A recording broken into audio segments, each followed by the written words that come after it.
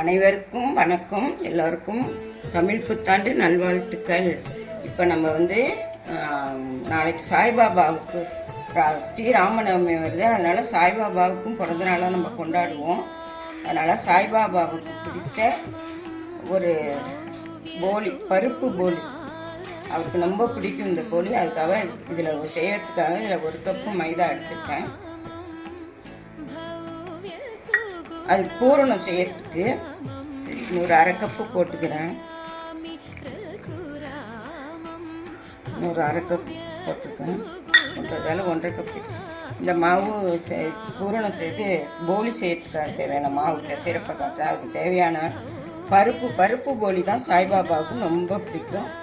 அதனால் கடலைப்பருப்பு வேக வச்சு இந்த மாதிரி வேக வச்சு தண்ணி வடிகட்டி வச்சுருக்கேன். இதை நம்ம மிக்சியில் போட்டு பொடிச்சிட்டு அதுக்கப்புறம் பூரணம் செய்யும்போது வதக்கி செய்யணும். அதை நான் காட்டுறேன். அதுக்கு கொஞ்சம் முந்திரி பருப்பு, ஏலக்காய் நெய்யில் பொரித்து வச்சுருக்கேன், வறுத்து வச்சுருக்கேன். அதுக்கு தேவையான வெல்லம் வச்சுருக்கேன், பாகு எடுக்கிறதுக்கு தேங்காய் வச்சுருக்கேன். இந்த மாவு நம்ம எப்படி பிசைறதுன்னு காட்டுறேன் உங்களுக்கு. கொஞ்சமாக உப்பு சேர்த்தா போதும். சேர்த்துக்கிட்டு கொஞ்சமாக லைட்டாக மஞ்சத்தூள் போட்டுக்கலாம்.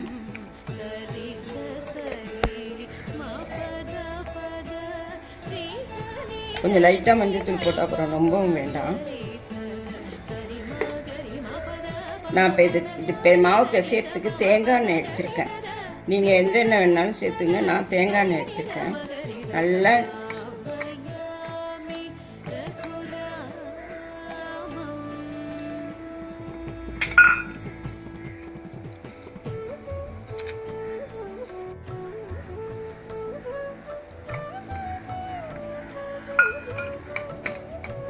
நம்ம சுடும்போது நெய்யில் தான் சுட்டு எடுக்கணும். ஏன்னா ஃபுல்லாகவே நெய், மாவுலையும் நெய்யை பிசைஞ்சால் நல்லா இருக்காது. இதில் கொஞ்சோண்டு தண்ணி சேர்த்துக்கலாம். கொஞ்சம்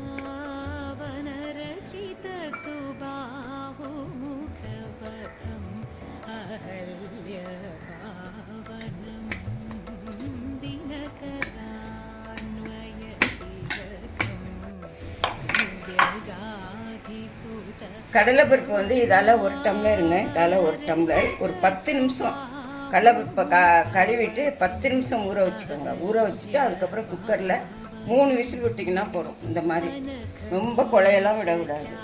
பூரணம் செய்யறதுக்கு லேட் ஆகும். இதை நம்ம மிக்சியில் போட்டு பொடி பண்ணிக்கணும். நான் இப்போ தேங்காய் ஏற்கனவே பொடி பண்ணி வச்சுருக்கேன். இதால் 1 மூடி தேங்காய், இதால் 1 மூடி, இந்த அளவு முடியால் 1 மூடி தேங்காய் பொடிச்சு வச்சுருக்கேன். இப்போ நம்ம இந்த முந்திரியும் இதையும் கொஞ்சம் பொடிச்சுக்கிட்டு அதுக்கப்புறம் கடலைப்பருப்பை பொடிச்சிக்கிட்டு அதுக்கப்புறம் நான் காமிக்கிறேன். பாகு செய்யும்போது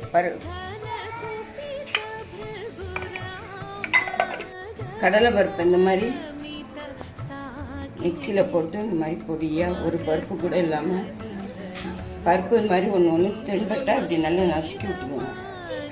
ஏதாவது தவறி ஒன்று இருக்கும், எல்லாமே இருக்காது.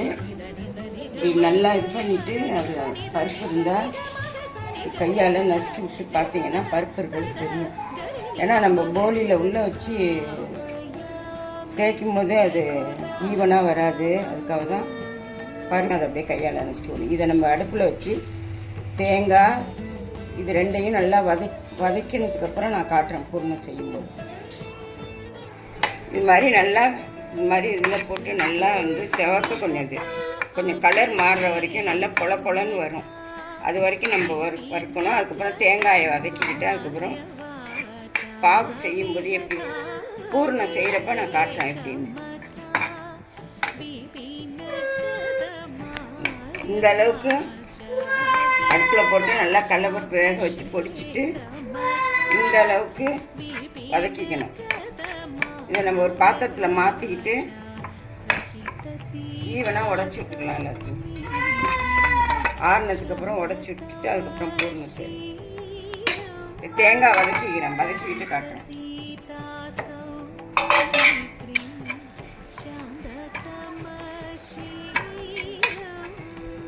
இதையும் நல்லா வதக்கிக்கணும்.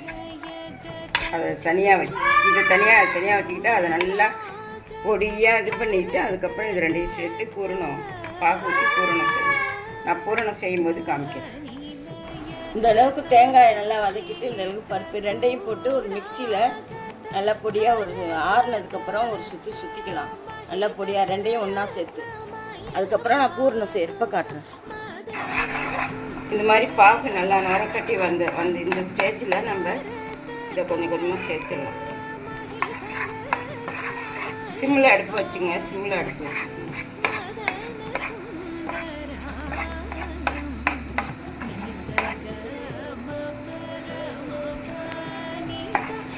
இந்த பருப்பு, தேங்காய், முந்திரி பருப்பு, ஏலக்காய், பாதாம் பொடி, பாதாம் வறுத்து பொடின்னு ஊற்றுனேன்.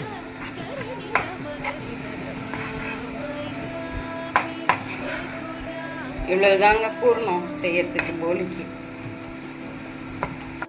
இப்போ நம்ம போலி செய்யறதுக்கு மாவு பிசைஞ்சு வச்சோம். இந்த அளவுக்கு நல்லா ஊறி இருப்பாருங்க சாப்பிட்டா. இப்போ நம்ம இதில் இந்த பூர்ணத்தை ஸ்டெப் பண்ணி எப்படி போடுறதுன்னு காட்டுறேன்.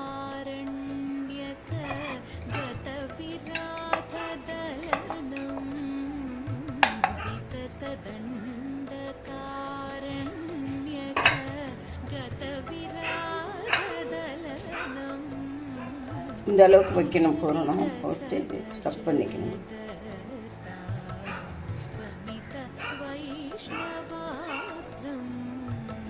ஊற்றிட்டு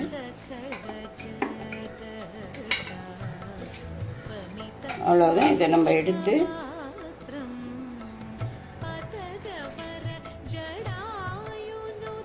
இல்லை இது காயட்டும். காஞ்சது இது பாத்திரம் சூடாயிடுச்சுங்க. இது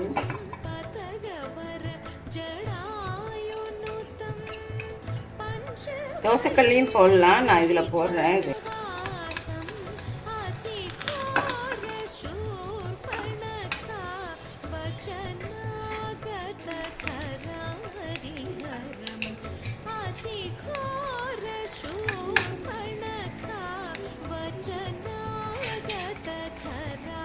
இது வெந்துச்சு, எடுத்துடலாம். இதுங்க எடுக்கும் போதே எவ்வளோ சாஃப்டாக இருக்கு பாருங்க. நம்ம பாபாவுக்கு இது கொஞ்சம் நான் பானகம் வைக்க போகிறோம். அந்த பானகம் எப்படி செய்யுதுன்னு பார்ப்போம். ஏலக்காய் இந்த அளவு ஒரு கிளாஸ் பானகம், 2 கிளாஸ் செய்யலாம். இல்லை 1 கிளாஸ் வைப்பேன். 2 கிளாஸ் அளவுக்கு பானகம் செய்யறதுக்கு கொஞ்சம் ஏலக்காய் ஒரு 2-3 ஏலக்காய் பிடிச்சி போட்டுக்கோங்க.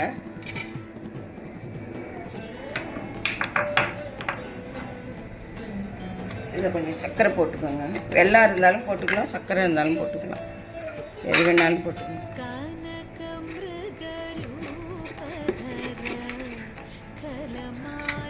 நான் இப்போ சர்க்கரை போடுறேன். சுத்தமாக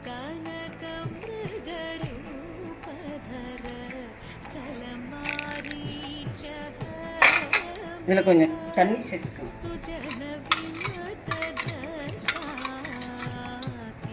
இதுதாங்க, இப்படி தாங்க பானகம் செய்யணும். நம்ம ஊர்லலாம் புளி போடுவாங்க பானகத்துக்கு அந்த காலத்துலலாம். இப்போல்லாம் யாரும் புளி போடுறதில்ல, லெமன் தான் புளிக்கிறோம். உங்களுக்கு பிடிச்சா புளி போட்டுக்கோங்க.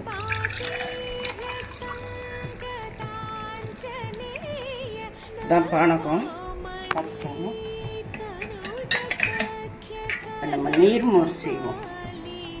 இது நான் வீட்லேயே ஊற்றி வச்ச தயிர், பசும்பால் தயிர். இதில் கொஞ்சம் போட்டுங்க. போட்டுக்கிட்டு இதில் கொஞ்சம் உப்பு போடுங்க. உப்பு போட்டுக்கிட்டு இதில் கொஞ்சம் தண்ணி கலந்துக்கலாம். நம்ம இந்த அளவுக்கு தண்ணி கலந்துக்கலாம் நல்லா.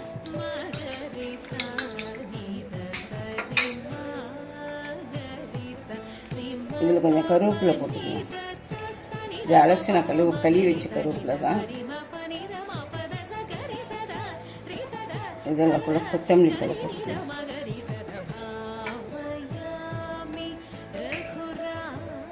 இதில் இஞ்சி, பச்சை மிளகா எது வேணாலும் போடலாம். ஆனால் நான் அதெல்லாம் எதுவுமே போடல.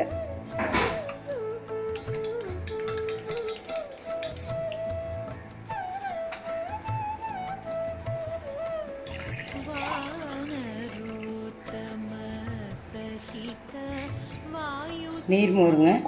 இது நீர்மோர், இது பானகம். இது சாய்பாபாவுக்கு பிடிச்ச பரங்கிக்காய் கூட்டு, பருப்பு போட்டு பரங்கிக்காய் கூட்டு. இது போலி, இது அவருக்கு பிடிச்ச சாய்பாபாவுக்கு பிடிச்ச போலி. இந்த வீடியோ உங்களுக்கு பிடிச்சிருந்தா ஷேர் பண்ணுங்கள், கமெண்ட் பண்ணுங்கள். இதே போல் நீங்களும் செஞ்சு வச்சு சாய்பாபாவை நாளைக்கு சாய்பாபாவோட பிறந்த நாள் ஸ்ரீராமநவமி அதை கொண்டாடுங்க. ரொம்ப நல்லாயிருக்கும். இது சாய்பாபாவோட அருள் பெற்று நலமுடன் வாழ்க என்று எல்லோரையும் வாழ்த்துகிறேன்.